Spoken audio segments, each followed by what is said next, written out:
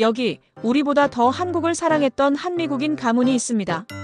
가장 어두웠던 일제강점기부터 전쟁으로 모든 것이 파괴되었던 시절을 지나 오늘에 이르기까지 무려 4대에 걸쳐 100년이 넘는 시간 동안 이 땅, 특히 우리가 살고 있는 이 전라도를 위해 자신의 모든 것을 바친 푸른 눈이 사람들. 이것은 단순히 한 선교사 가문의 기록이 아닙니다. 이것은 사랑과 헌신, 그리고 신념이 한 나라의 역사와 어떻게 함께할 수 있는지에 대한 위대한 이야기입니다. 오늘 우리는 인돈, 윌리엄 린튼 가문의 발자취를 따라가 보려 합니다. 이야기는 지금으로부터 110여 년 전인 1912년에 시작됩니다. 21살의 젊은 미국 남부 청년 윌리엄 린튼. 그의 눈에 비친 1912년의 조선은 희망보다는 절망이 더 짙게 깔린 땅이었습니다. 나라를 잃은 슬픔과 일제의 수탈이 막 시작되던 혼란의 시대. 모두가 떠나려 했던 이 땅에 그는 스스로 찾아왔습니다. 그가 처음 정착한 곳은 호남 지역의 관문이었던 군산. 그는 그곳 영명학교에서 아이들에게 영어를 가르치기 시작했습니다. 하지만 그가 가르친 것은 단순히 언어만이 아니었습니다. 그는 교육을 통해 조선의 청년들이 스스로의 힘으로 일어설 수 있는 실력과 민족의식을 갖추길 바랐습니다. 그의 교육에 대한 열정은 전주신흥학교, 기전여학교로 이어졌습니다. 그는 단순한 선교사를 넘어 암울한 시대에 희망의 씨앗을 심는 교육자였습니다. 그는 유창한 한국어로 학생들과 소통했고 한국인보다 더 한국적인 모습으로 그들의 삶에 스며들었습니다. 돗자리를 짜서 시장에 팔아 생활비를 마련할 만큼 청렴했으며 그의 집은 언제나 도움이 필요한 학생들과 이웃들에게 열려 있었습니다. 그에게 조선은 잠시 머물다 가는 낯선 땅이 아니었습니다. 그가 뼈를 묻고 그의 자녀들이 태어나 자란 삶의 터전이자 진정한 고향이었습니다. 그는 조선을 그리고 이곳 호남 땅의 사람들을 진심으로 사랑했습니다. 하지만 시대의 광풍은 이 푸른 눈의 이방인을 가만두지 않았습니다. 1930년대 후반 일제의 탄압은 극에 달했습니다. 그들은 한국인의 민족 정신을 말살하기 위해 신사참배를 강요하기 시작했습니다. 일본의 신에게 절을 하라는 것. 이것은 단순한 의식이 아니라 일본 천황에게 영혼까지 복종하라는 명령이었습니다.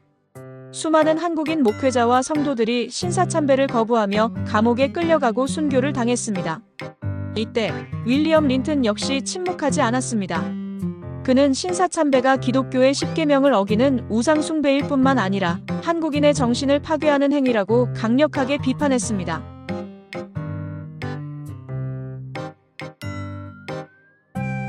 그는 선교사 사회와 교육 현장에서 신사참배 반대 운동을 이끌었습니다.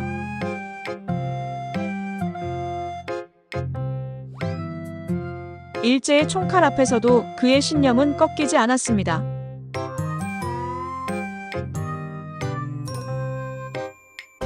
결국 그는 치안유지법 위반이라는 죄목으로 체포되어 차가운 감옥에 갇히는 신세가 되었습니다.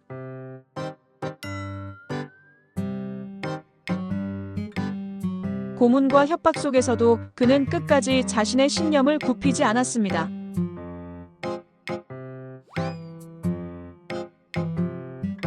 결국 1940년 일제는 그를 위험인물로 규정하고 사랑하는 가족들과 함께 이 땅에서 강제로 추방했습니다.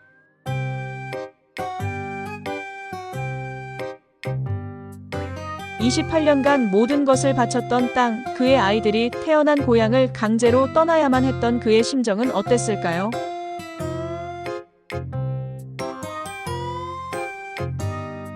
하지만 그의 이야기는 여기서 끝나지 않았습니다.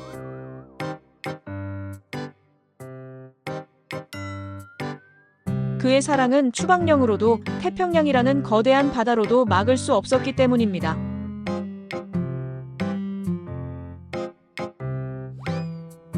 (1945년) 그가 그토록 바라던 한국의 해방 소식이 들려왔습니다.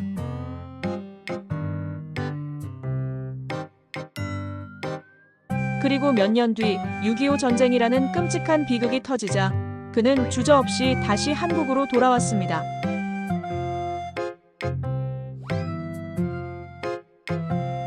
폐허가 된 땅, 고통받는 사람들을 외면할 수 없었기 때문입니다.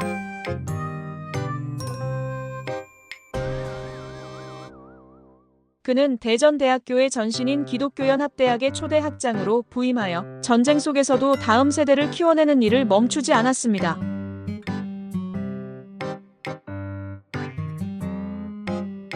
그리고 아버지의 위대한 사랑은 그의 아들에게로 고스란히 이어졌습니다.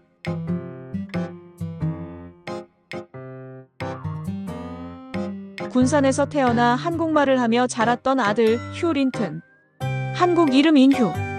그는 2차 세계대전 당시 미 해군 장교로 인천 상륙작전에 참전하여 아버지가 쫓겨났던 땅을 되찾기 위해 싸웠습니다.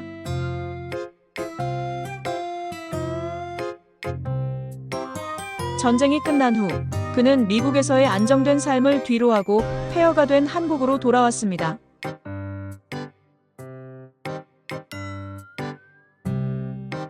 특히 그는 전쟁 후 결핵으로 죽어가는 사람들이 너무나도 많았던 이곳 전라남도 순천에 자리를 잡았습니다.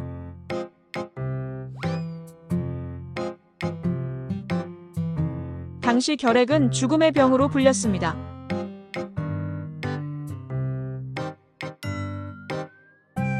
그는 사람들의 도움을 호소하며 직접 자재를 구해 순천 결핵진료소를 세우고 헌신적으로 환자들을 돌봤습니다.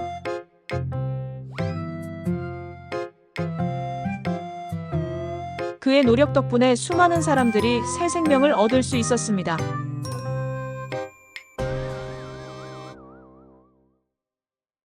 그는 가난하고 병든 자들의 친구였으며 순천 사람들에게는 푸른 눈의 성자와도 같은 존재였습니다.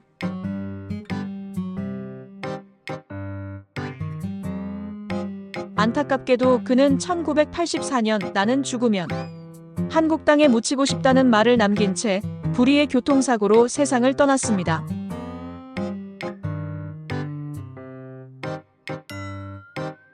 그의 장례식은 순천 시민들의 눈물바다가 되었습니다.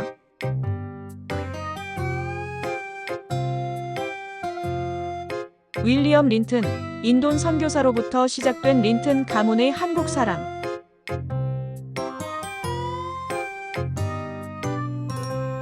그것은 그의 아들 휴 린튼, 인휴를 거쳐 북한 결핵 퇴치 사업에 평생을 바친 손자 스티븐 린튼, 인세반에게로 이어졌습니다.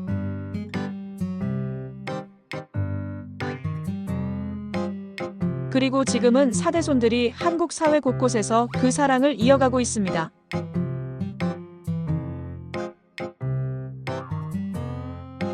한 사람의 고귀한 헌신이 어떻게 100년의 역사를 만들고 한 나라의 아픔을 보듬을 수 있었을까요? 린튼 가문의 이야기는 우리에게 묻습니다.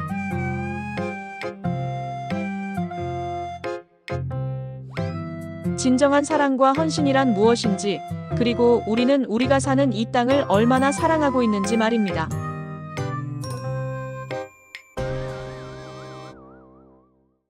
우리 역사 가장 깊은 곳에 새겨진 푸른 눈의 발자국. 우리는 그들의 숭고한 사랑을 영원히 기억해야 할 것입니다.